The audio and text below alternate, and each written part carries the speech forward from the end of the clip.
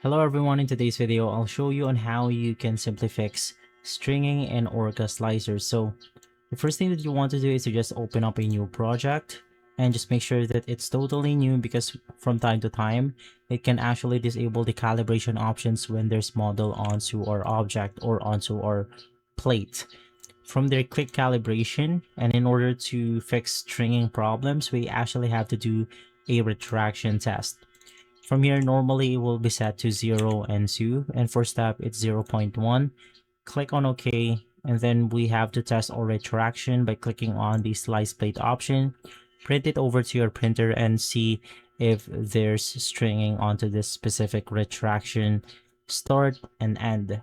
Simply you want to find a retraction length where it doesn't have the stringing problems anymore, and obviously you could apply this onto your setting. I believe it's going to be inside the setting overrides, and then here we have our retraction. Just go ahead and make sure to look for the retraction option and change it accordingly depending on the calibration rate here. So if this failed and you see some stringing, you want to head back over to the retraction test and maybe edit this out into something like 2 or 4.